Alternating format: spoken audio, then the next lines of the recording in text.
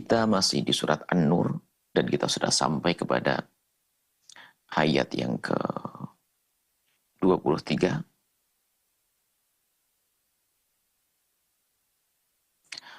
A'udzubillahi minasyaitonirrajim. Bismillahirrahmanirrahim.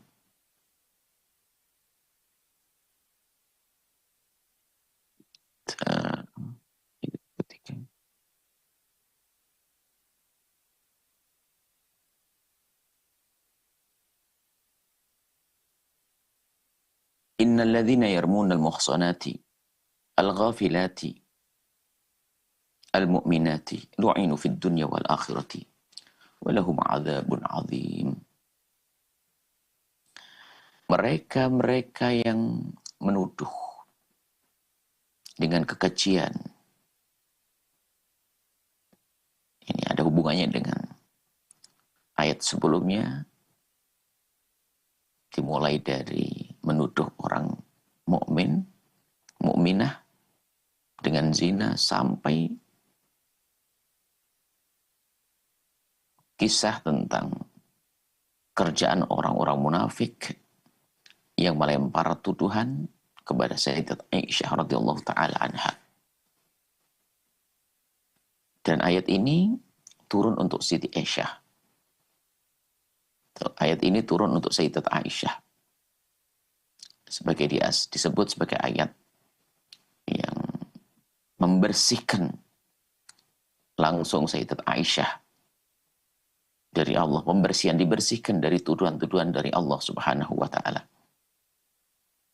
Dan orang-orang munafik waktu itu dengan pimpinan Abdullah bin Ubay bin Salul menyebarkan fitnah tentang Siti Aisyah.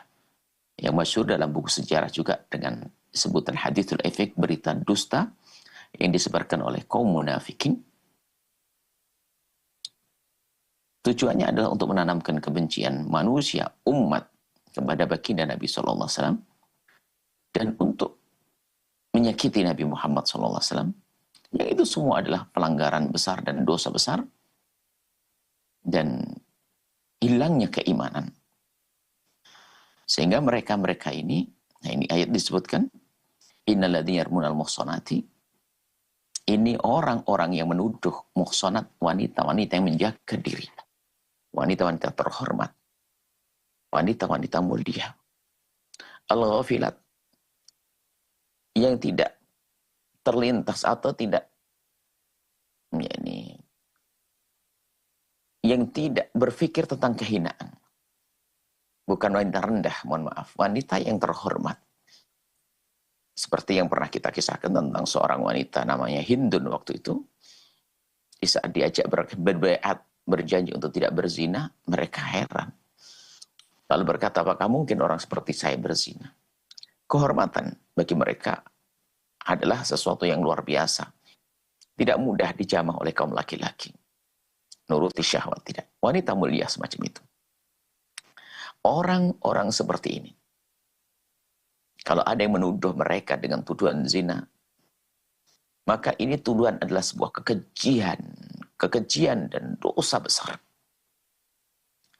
Kalau kepada seorang mukmin biasa atau mukminah biasa adalah disebut dengan hukuman qadhf, menuduh orang berzina.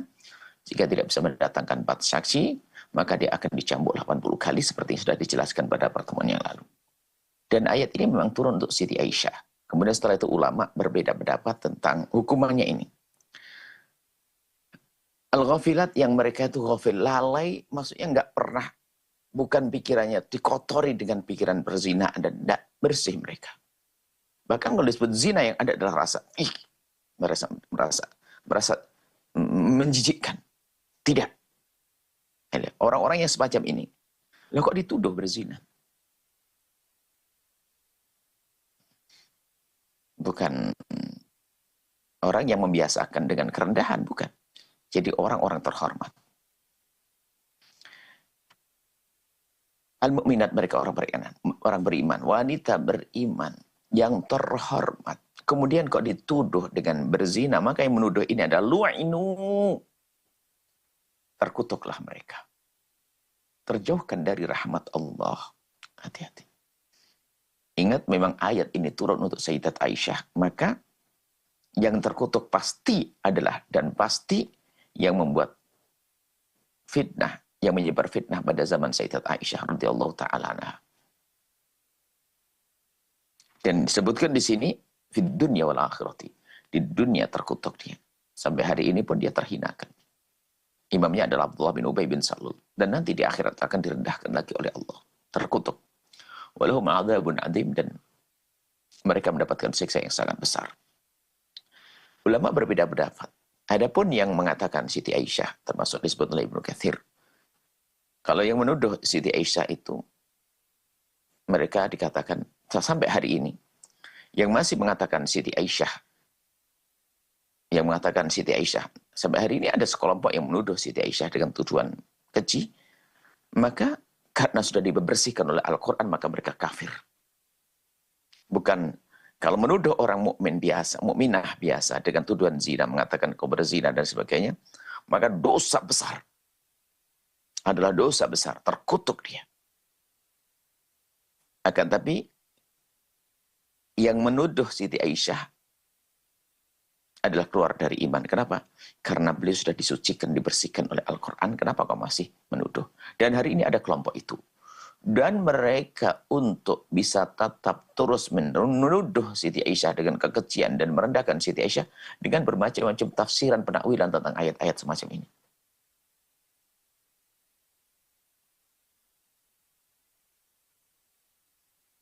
Dan hukum orang mengqadhif, orang menuduh, orang berzina adalah dicambuk. Sehingga ada sebagian mencermati orang yang biasa menuduh Siti Aisyah pun sampai hari ini mereka punya keyakinan bahwasanya setiap tahun ada dia harus mukul-mukul dirinya sampai kadang berdarah-darah dan sebagainya. Dihukum oleh Allah biarpun tidak ditegakkan hukum haddul qadhf, akan tapi punya keyakinan mereka harus memukul-mukul dirinya. Biarpun memang tidak ada secara zahir karena ini adalah bentuk penyesalan, kesedihan akan wafatnya Imam Hussein misalnya. Kan mereka adalah sekelompok yang menuduh Siti Aisyah dengan tuduhan keji, membenci Sayyidina Abu Bakar As-Siddiq, membenci Sayyidina Umar bin Khattab, membenci Sayyidat Hafsah putri Sayyidina Umar. Dan hari ini ada. Kalau yang membaca-baca tentang catatan-catatan sektor-sektor agama dalam Islam, maka ada sekelompok yang semacam ini. Makanya pastikan bahwa kalau ada sekelompok yang mengatasnamakan Islam, kemudian dia mulai merendahkan orang-orang penting di dalam Islam, yang artinya dengan direndahkan mereka akan runtuhlah agama. Karena mereka adalah orang yang pembawa agama setelah baginda Nabi SAW. Pelestari agama ini setelah baginda Nabi SAW. Khalifatul Rasulullah Sayyidina Bakar dan Sayyidina Umar. Dan termasuk di antara pembawa-pembawa hadis yang sangat banyak. Sayyidat Aisyah radhiyallahu ta'ala anha. Termasuk adalah Sayyidina Abi Hurairah radhiyallahu ta'ala anhu. Maka ada sekelompok orang yang mencoba merendahkan mereka, yang artinya meruntuhkan. Kalau ini runtuh, maka agama itu akan runtuh. Kenapa? Orang setelah itu tidak percaya. Kenapa? Agama kita ini banyak hadis-hadis dibawa oleh orang-orang besar seperti Sayyidat Aisyah. Sampai Siti Aisyah itu disebut sebagai wanita yang hebat perawi hadis. Termasuk minal mukthirin. Mukthir itu adalah orang yang banyak meriwayatkan hadis. Jadi Siti Aisyah itu paling banyak meriwayat, termasuk orang paling banyak. Termasuk Sayyidina Abu Hurairah. Nah, kalau orang yang membawa hadis Nabi yang paling banyak, Abu Hurairah, Siti Aisyah, itu dituduh dengan tuduhan tidak baik, maksudnya direndahkan, lalu orang menjadi tidak percaya. Apa yang terjadi setelah itu? Tidak percaya kepada agama. Kalau tidak percaya kepada agama, ya jauh dari agama. Maka tujuannya sampai di sana. Kalau kita cermati, menjerumuskan sekali. Membenci Sayyidina Abu Bakar adalah kekafiran. Membenci Sayyidina Umar adalah kekafiran. Membenci Siti Aisyah kekafiran. Membenci Sayyidat Hafsah kekafiran. Membenci orang-orang beriman. Nah, ini bahaya. Tentunya mereka dengan bermacam-macam penafsiran, bukan penafsiran, semua tuduhan lagi. Dikatakan Sayyidina Umar begini, Sayyidina Bakar begini, Siti Aisyah begini, ini. Itu tuduhan. Sementara ayat ini adalah membebaskan Siti Aisyah daripada tuduhan. Sebagian mengatakan yang kalau sehari ini masih ada menuduh Siti Aisyah keluar dari kekafiran. Keluar dari keimanan, masuk wilayah kafir, mengerikan. Kemudian, kalau selain Siti Aisyah, menuduh selain Siti Aisyah adalah dosa besar. Dosa besar tapi tidak mengeluarkan dari iman. Menuduh selain Siti Aisyah adalah dosa besar. Kayak kemarin, haddul qadhf, menuduh orang berzina. Menuduh orang berzina adalah dosa besar. Cuman kalau Siti Aisyah sebagian mengatakan sampai derajat kekafiran. Nah, itu pun ya, yang jelas sudah sebesar. Biarpun ada yang mengatakan tidak sampai kafir juga menuduh Siti Aisyah. Karena mereka tentunya ya dengan catatan mereka harus tobat dan menyadari dosa besar. Sehingga ada waktu itu seperti Mistah dan lainnya yang ikutan di dalam urusan hadithul efek, tuduhan kepada Siti Aisyah. Maka setelah kembali ya, semua yang bertobat ada yang bertobat dan diterima kembali oleh Sayyidina Nabi SAW. Akan tapi memang ada pendapat yang mengatakan seperti itu. Dan sangat tentunya argumentasinya ya sangat jelas bagaimana seorang wanita mulia yang sudah disucikan, dibersihkan oleh Al-Quran. Kenapa kok masih dikatakan sebagai seorang perempuan yang rendah? Ini kan berarti seolah-olah dia telah bertentangan dengan Al-Quran itu sendiri. Kemudian kita lanjutkan. Yauma tashhadu alaihim. Yauma tashhadu alaihim alsinatuhum wa idihim. Di saat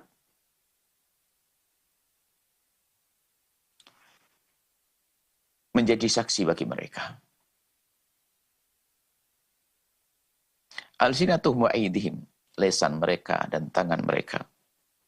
Wa arjuluhum. Dan juga kaki mereka. Bima kanu ya'malun, atas apa yang mereka lakukan.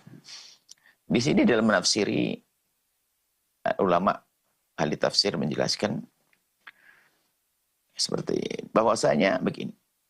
Nanti di akhirat ini orang-orang kafir atau orang-orang yang menuduh Siti Aisyah dan lainnya atau orang-orang kafir lah secara umum.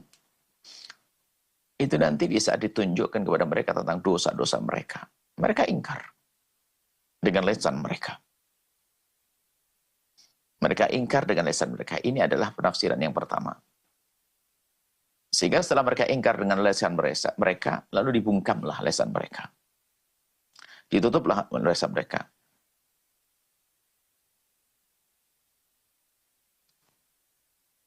Disebutkan dalam ayat lain, al-yawma nakhtimu ala afwahihim. Maka setelah itu akan ditutup, nakhtimu, akan kami tutup, kami segel mulutnya, ditutup mulutnya. Nakhtimu ala afwahihim. Wa tukallimuna aydihim, sehingga yang berbicara tangannya. Tangannya, kakinya berbicara. Nanti ada. Wa tashhadu arjuluhum bima kanu yaksibun. Tangan kakinya yang akan bercerita tentang dosa-dosa yang dilakukan waktu di dunia. Nah, tidak bertangan antara ayat ini kok alsinatuhum. Karena alsinatuhum memang mereka ingin berhujjah waktu itu. Semuanya itu ingin berhujjah. Atau bahasa lain ingin menolak. Kalau dikatakan mereka di dunia begini-begini. Tapi setelah itu ditutup mulutnya. Nakhtifu ala fahim. Setelah itu tidak bisa. Dan yang berbicara ada semua anggota tubuhnya. Tangan yang pernah digunakan untuk mencuri yang bertoka. Ya Allah, aku dulu dipakai untuk mencuri. Terus, kakiku pakai untuk mencuri dan seterusnya. Ya. Sehingga mereka tidak bisa menghindar. Sementara anggota tubuhnya semuanya bercerita. Cerita tentang perbuatan dosanya. Sehingga mereka mengaku ini dosamu, kekufuranmu ini. Mereka menyadari. Mulut tidak bisa berbicara lagi saat itu. Cuma di dalam ayat disebutkan ya, memang mulutnya ingin berbicara dan mulai berbicara dan ditutup oleh Allah Subhanahu wa taala.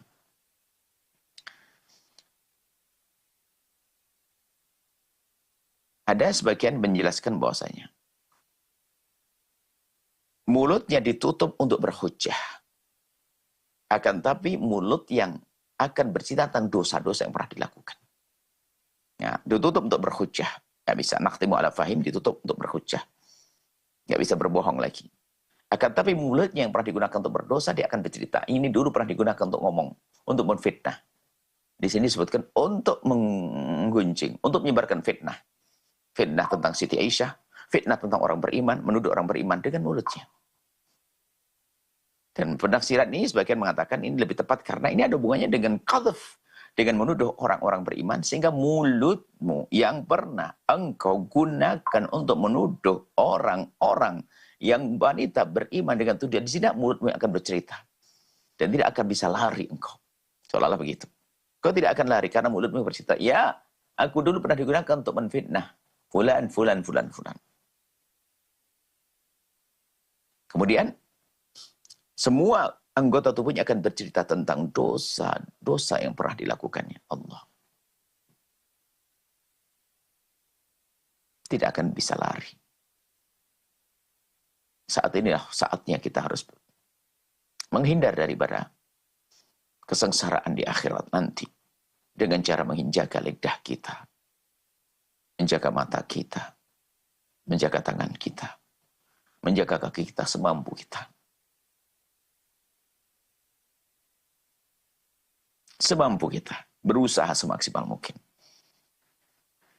Nah, termasuk ada hubungannya ini dengan dosa. Sebab kalau sudah dosa, ada dosa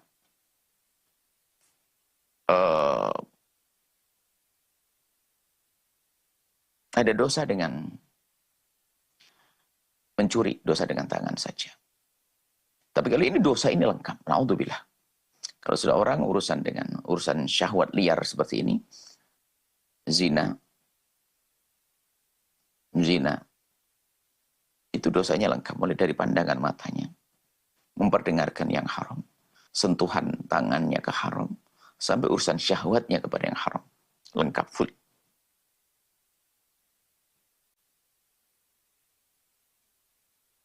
Zina adalah dengan seluruh anggota tubuhnya. Kalau sudah melakukan zina, tidak ada tadhur main, hanya urusan itu saja, tentu ada pandangan matanya, sentuhan tangannya, dan lain telinganya mendengar rayuan-rayuan dan seterusnya. Maka itu nanti semua anggota tubuhnya berzina. Makanya termasuk yang menuduh pun, karena di saat menuduh berzina itu menuduh dosa selengkap itu.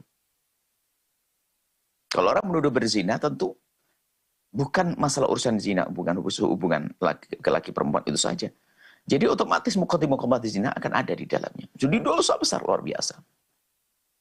Dan itu nanti akan bersaksi lesannya yang pernah menuduh orang berzina. Termasuk naudzubillah yang melakukan zina sekalipun juga akan bersaksi semua anggota tubuhnya. Akan bercerita bahwasanya aku melakukan begini-begini dan tidak akan ada yang bisa lari. Semuanya akan tampak gamblang dan jelas.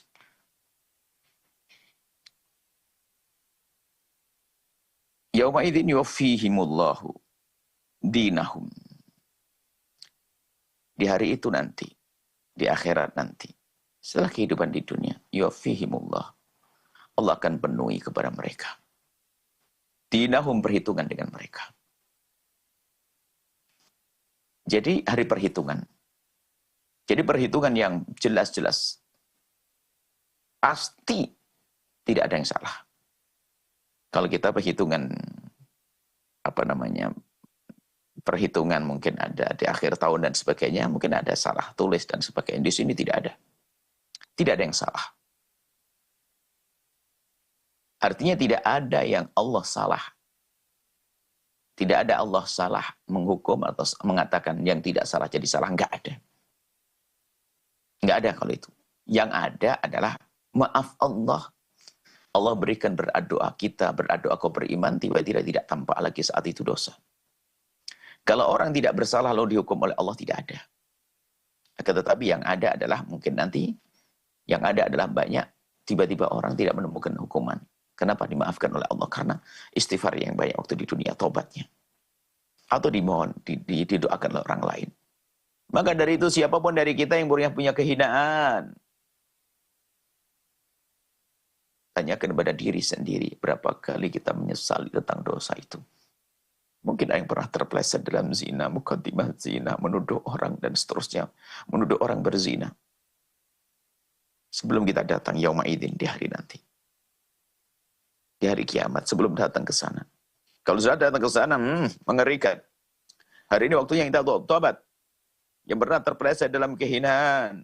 Urusan syahwatnya, na'udzubillah. Dan itu kan ada tingkatan-tingkatan. Pelaku dosa itu ada tingkatan-tingkatan loh ya. Yang paling tinggi adalah orang yang berada di lingkungan yang baik. Melakukan kehinaan, lingkungan yang baik. Bersama orang baik. Tiba-tiba dia melakukan kehinaan. Dosa di atas dosa. Tempatnya pun juga punya pengaruh. Gitu. Di mana dia berada waktu itu? Di tempat yang mulia. Ternyata melakukan kehinaan. Di tempat yang orang mengatakan tempat yang baik. Tempat untuk menghindar kehinaan. Ternyata di situ dia. Orang di tempat yang hidup tempat tersebut. Memang mohon maaf, orang yang ada di tempat yang biasa dengan pergaulan. Di negeri yang tidak beriman sana. Atau di pergaulan yang bebas di luar. Lalu ada orang melakukannya, ya tetap hina dan dihina dan hina. Akan tapi yang lebih dahsyat lagi adalah jika orang berada di tempat yang mulia. Di masjid, pesantren, tempat yang baik dan sebagainya. Tentunya dosanya di atas dosa. Kenapa? Dia di lingkungan yang terjaga. Maka menuduh orang biasa di pasar sana juga dosa. Kembali ke ini. Lalu menuduh orang-orang yang berada di lingkungan baik adalah sangat dosa. Termasuk orang yang berada di lingkungan orang baik. Siapa? Siti Aisyah. Di bawah naungan Rasulullah SAW. Menuduh orang-orang mulia.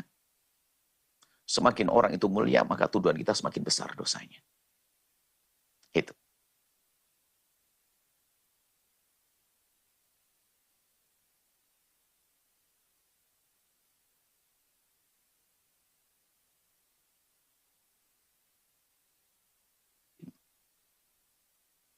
Dinahu al-haq.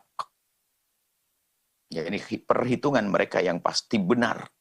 Sebagian ahli tafsir mengatakan al-haqqu, ada yang dibaca dengan rafa' qiraat dalam qiraat al-haqqu, sifatnya Allah. Sebagian mengatakan al-haqqa, ini adalah sifatnya daripada din. Kalau sifatnya agak perhitungan yang benar, teliti, tidak ada yang salah.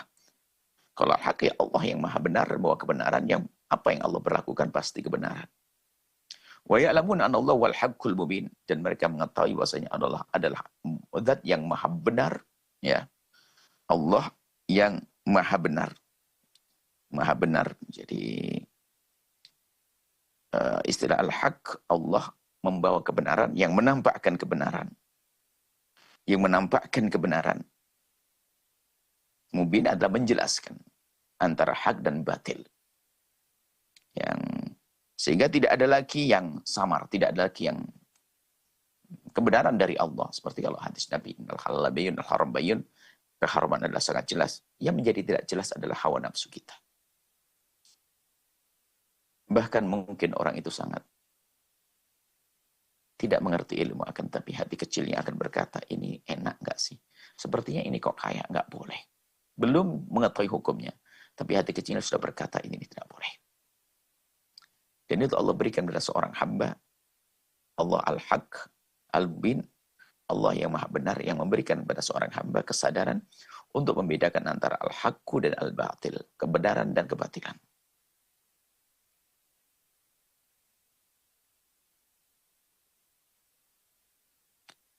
Kemudian kita lanjutkan. Al-khabithatu lil-khabithina wal-khabithuna lil-khabithat. Al-khabithat. Ini juga para ahli tafsir memaknai bermacam-macam makna. Subhanallah, indah Al-Quran itu, lihat kalimatnya. Itu saja. Tapi ternyata bisa difahami oleh para ulama dengan bermacam-macam pemahaman. Sampai kalau bisa dikatakan, satu orang memahami satu ayat Al-Quran. Dia bisa faham saat ini satu makna. Orang lain membaca yang sama bisa faham makna yang berbeda. Jika orang yang 10 bisa menjadi 10 makna yang berbeda-beda. Jika 100, 100. Jangankan ke orang berbeda, satu orang saja membaca ayat Al-Quran, pembacaan pertama menemukan satu makna. Bacaan yang kedua menemukan makna baru, bukan makna sebelumnya. Satu orang saja bisa menemukan makna yang banyak. Bacaan yang ketiga menemukan makna baru, bukan makna yang pertama dan kedua. Begitulah dahsyatnya Al-Quran. Nah, di sini, al-khabithatu bilil khabithin. Ini sebagian penafsiran ahli tafsir menghubungkan dengan kisah sebelumnya, tentang Siti Aisyah dan sebagainya. Ada makna lain yang biasa kita dengar dari para ahli tafsir, al-khabithin, orang baik-baik itu hanya untuk orang yang khabith itu yang orang yang kecil, orang yang tidak baik adalah hanya untuk perempuan yang tidak baik, hanya untuk laki-laki tidak baik. Ini adalah juga pembersihan lagi kepada Sayyidat Aisyah sebetulnya. Sebagian ahli tafsir memahami semacam itu. Dihubungkan dengan sebelumnya. Karena ini ayat turun pada Siti Aisyah. Bahwasanya baginda Nabi adalah orang thayyibun, orang yang baik baginda Nabi. Maka ketahuilah bahwa al-thayyibat lit-thayyibin. Orang baik kepada orang baik seperti Rasulullah, ya. Siti Aisyah adalah juga wanita baik untuk Rasulullah. Wanita baik seperti Siti Aisyah adalah untuk Rasulullah. Ini adalah juga, kalau kita hubungkan dengan sebelumnya, maka sangat kecil tuduhan kepada Siti Aisyah. Sebab al-khabithat, orang kecil hanya untuk laki-laki kecil. Orang hina, wanita hina untuk laki-laki hina. Artinya ini menggambarkan dengan Siti Aisyah adalah bukan wanita hina. Akan tapi Sayyidat Aisyah adalah at-thayyibat. Di antara wanita-wanita mulia dan hanya untuk orang thayyibun, at-thayyibin, untuk orang-orang baik seperti Rasulullah SAW. Ini sebagian masih menghubungkan karena ini rentetannya dengan ayat sebelumnya. Kemudian setelah itu ada makna yang lain dan makna itu juga sesuai. Misalnya al-khabithat, kalimat kotor. Seperti tuduhan-tuduhan, kalimat caci maki, tuduhan-tuduhan itu al-khabithat ini adalah kalimat-kalimat kotor, dimaknai kalimat kotor. Kalimat kecil. Sebagian maknai kalimat kecil. Tuduhan-tuduhan zina dan sebagainya itu tidak akan muncul kecuali lil khabithin. Kecuali bagi orang-orang yang rendah. Artinya, yang menyebarkan isu tentang Siti Aisyah, ya mereka orang rendah. Sebab tidak ada kalimat kotor terkeluar kecuali dari mulutnya orang-orang kotor. Al-khabithat, kalimat-kalimat kotor. Lil khabithin, ya dari orang-orang kotor. Kalimat-kalimat kotor, orang-orang kotor. Baik. Ini di antara penafsiran yang lain. Penafsiran dengan penjelasan yang lain, para ulama menjelaskan. Umumnya, ini setelah urusan zina dan sebagainya, ini kan urusan sesuatu yang ada hubungannya dengan kehormatan dan sebagainya. Orang yang biasa dengan orang dengan kemuliaan, wanita mulia, dia akan merindu laki-laki mulia.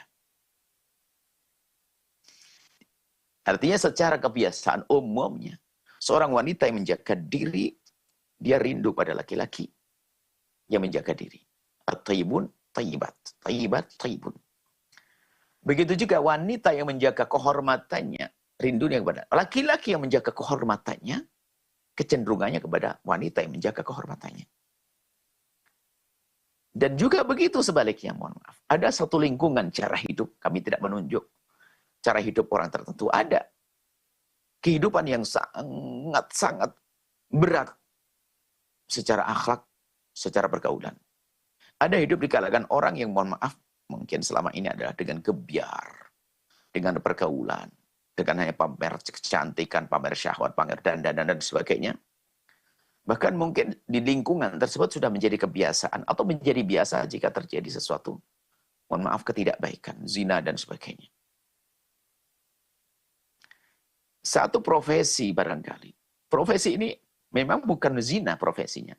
Akan tapi ada profesi yang Anda punya dengan hiburan dan sebagainya. Yang pada akhirnya profesi itu adalah tidak jauh daripada kisah-kisah kekejian. Dunia kehidupan. dunia kehidupan. Yang biasa dengan profesi-profesi, dengan kegiatan-kegiatan yang mereka memang tidak pamer aurat, ya pamer urusan kalimat-kalimat yang urusan syahwat lah. Nah, yang merindu orang-orang semacam ini yang serupa. Sehingga pernikahan pun terjadi di kalangan mereka. Di kalangan mereka. Padahal sudah mengerti bahwasanya ini dulu pernah punya problem skandal dengan si dia. Bagi dia no problem. Karena sudah serasa di antara mereka. Di kalangan cara hidup mereka ini. Mereka yang sehingga pernikahan terjadi di kalangan mereka sendiri. Yang sebetulnya saling sama-sama tahu kalau ada kejadian, oh dia pernah melakukan kehinaan dengan ini, dia pernah dengan ini, pernah bawa ke sana, pergi ke sana, nginep di sana. Ini sudah biasa. Dan sudah tidak terlalu dipermasalahkan. Dan pada akhirnya mereka juga menikah. Dalam pandangan mereka, dia punya masalah, saya kan juga punya masalah.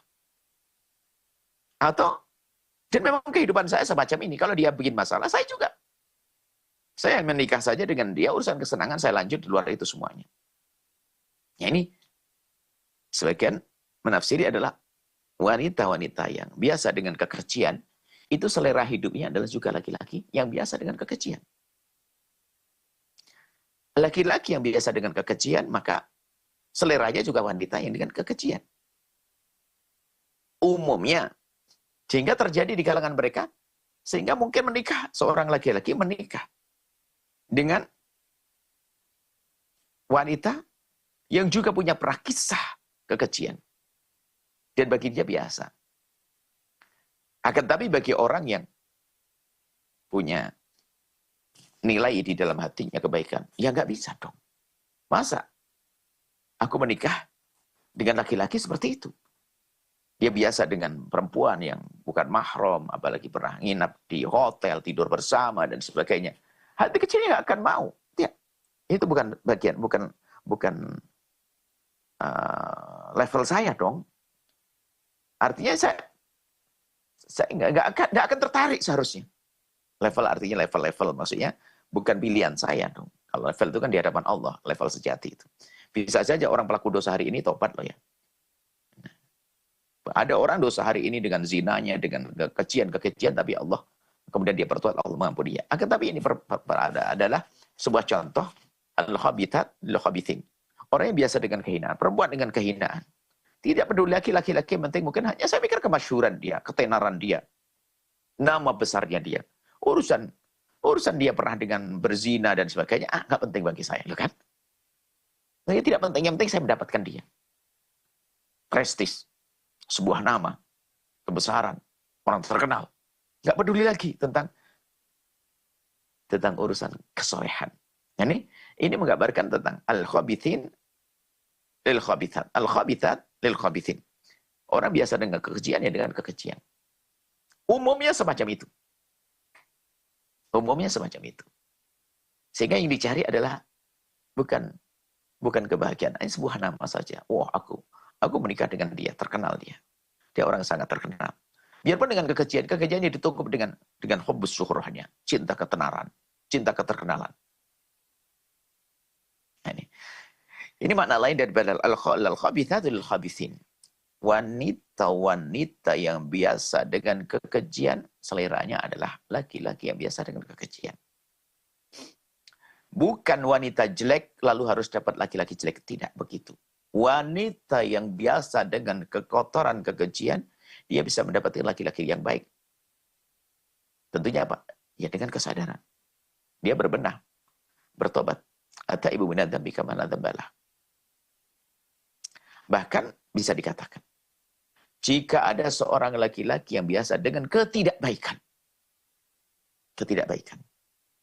Dia kepleset dalam zina, dalam ini. Kepleset.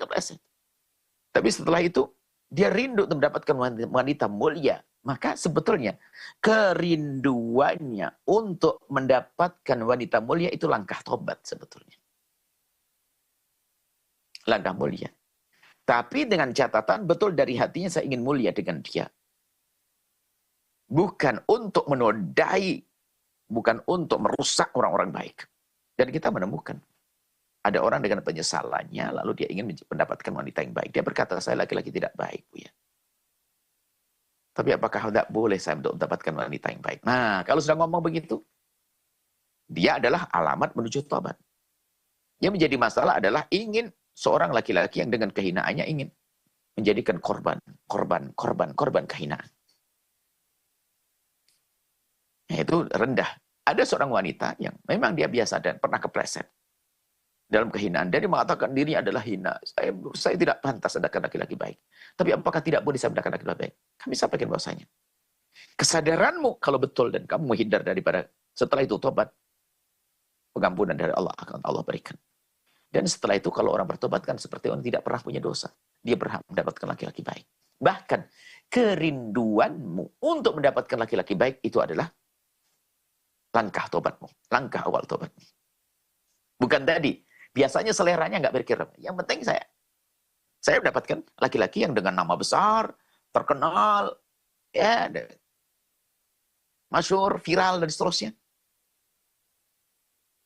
Dalam dunia dia tertentu.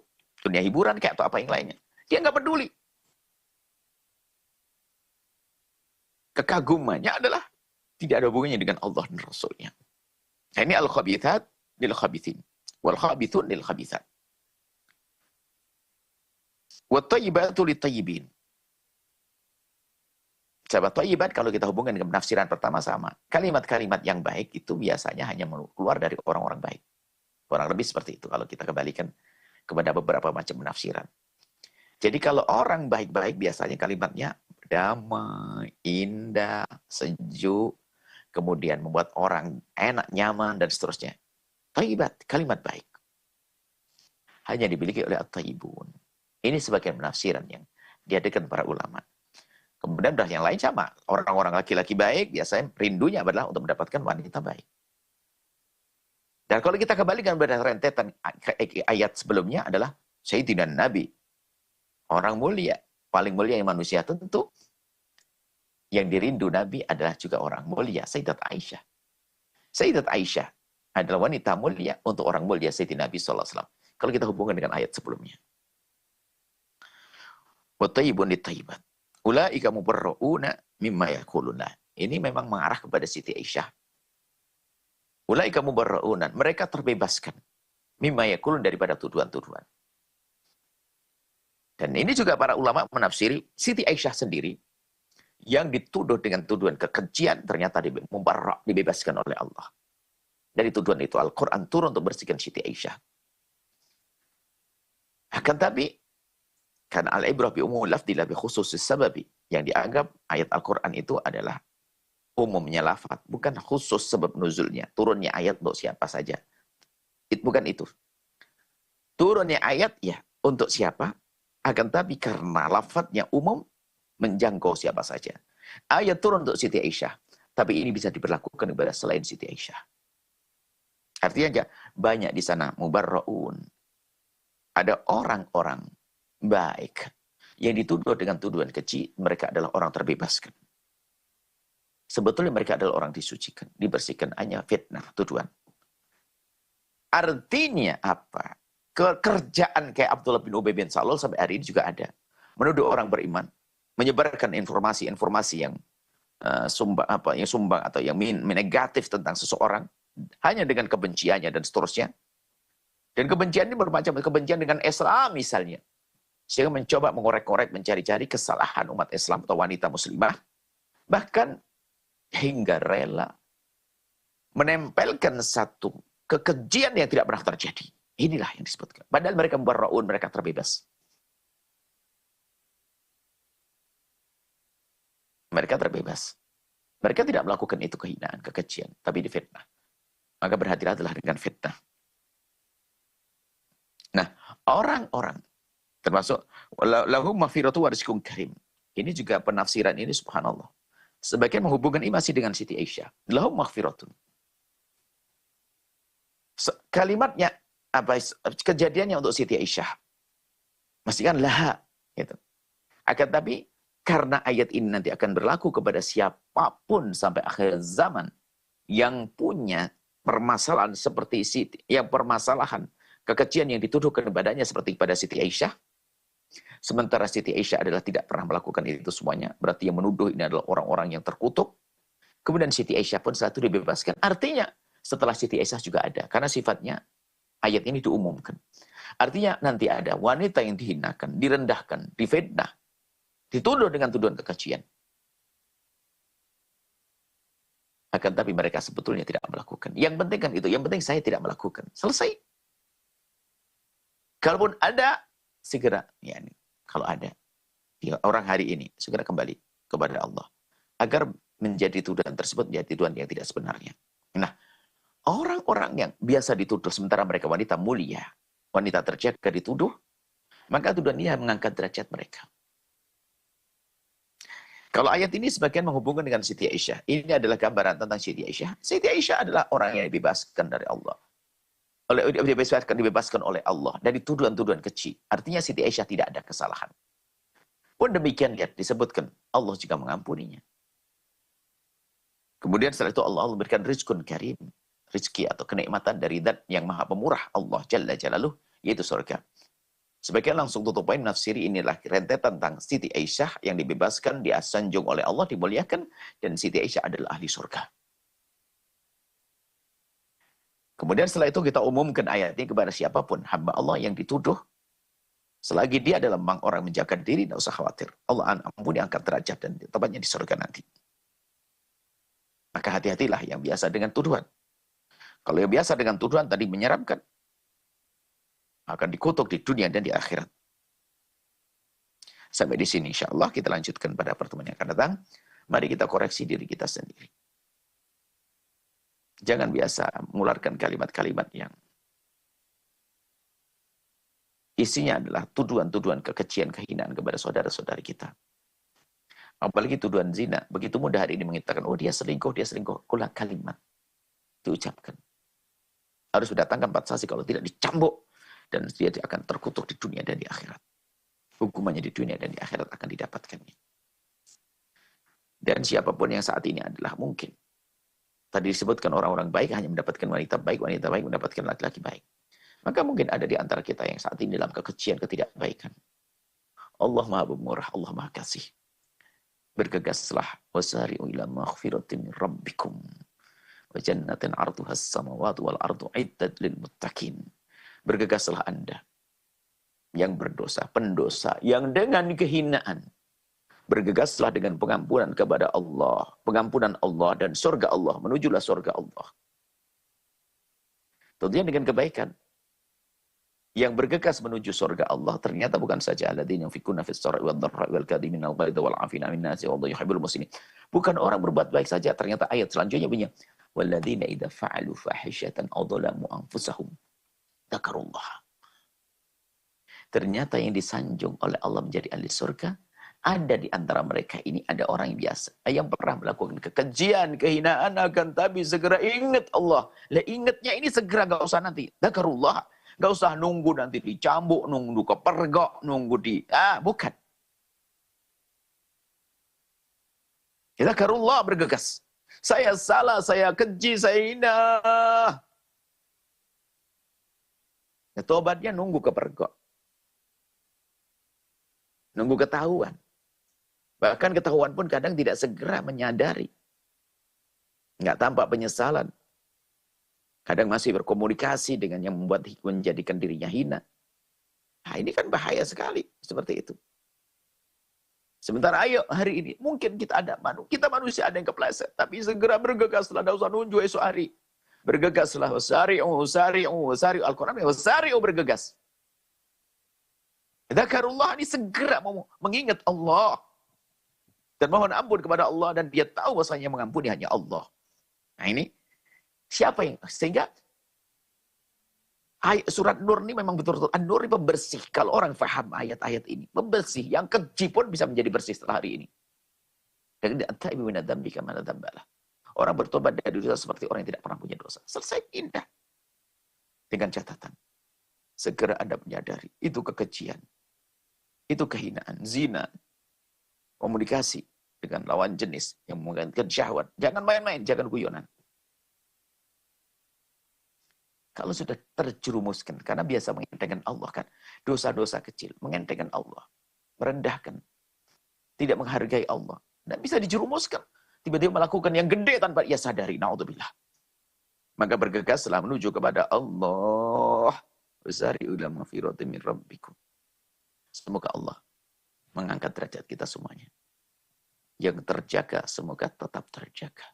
Yang pernah kepleset dalam kehinaan, semoga segera kembali kepada Allah. Allah yang Maha Pengampun. Sudah selesai, selamat tinggal dengan kehinaan. Jangan nunda esok hari. Penyesalanmu tidak nunggu dikebukin orang, tidak nunggu kepergok. Na'udzubillah, istri kepergok suami, suami kepergok istri, atau kepergok teman. Bukan, na'udzubillah. Tobat, tobat, tobat. Allah melihat setiap saat. Dan kita menjaga kehormatan bukan hanya pengen dipandang manusia, tapi kita dilihat oleh Allah Jalla Jalaluhu. Wallahu a'lam bishawab.